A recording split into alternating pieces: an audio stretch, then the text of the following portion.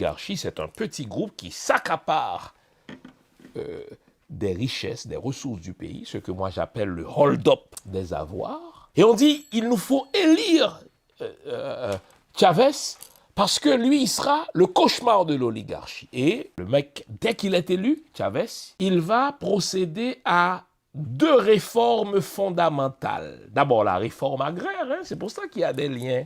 Il dit, écoutez, l'État doit redistribuer les terres pour les donner aux paysans, à ceux qui en ont véritablement besoin. Et deuxième réforme très importante qui va lui valoir plusieurs tentatives de coup d'État par George Bush fils. Et lorsqu'il sera mort, remplacé par Maduro, qui va lui valoir son kidnapping par Trump. Contrairement à ce que les chaînes mainstream rapportent, sous Maduro, il y a eu de l'abondance au Venezuela. Pourquoi? Parce que le pétrole rapportait beaucoup d'argent. Et donc, le Venezuela était devenu un Eldorado pour le peuple vénézuélien. Et ce pourquoi je donne tout mon appui à l'équipe Chavez-Maduro, je parle comme haïtien, c'est parce que quand Chavez là vendait son pétrole et quand l'État vénézuélien allait chercher beaucoup de redevances sur la vente du pétrole, il le redistribuait non pas seulement aux Vénézuéliens, les Vénézuéliens étaient confortables, ils menaient une vie décente, mais Chavez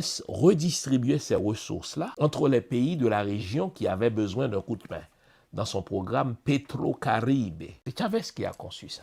Et des pays comme Haïti et d'autres pays de la région, même la République dominicaine, ont bénéficié des largesses du pétrole vénézuélien tel qu'il était géré par Chavez. Mais quand Chavez a fait ça et qu'il a dit « l'État doit aller chercher de plus grosses redevances des ressources pétrolières du pays », les premiers à se mettre en colère, c'étaient les oligarques vénézuéliens, mais les deuxièmes, je vous le donne en mille, c'est les grosses compagnies américaines. Je vous ai toujours dit et je vous le redis. Et il faut se rappeler ceci pour comprendre ce qui est en train de se dérouler là.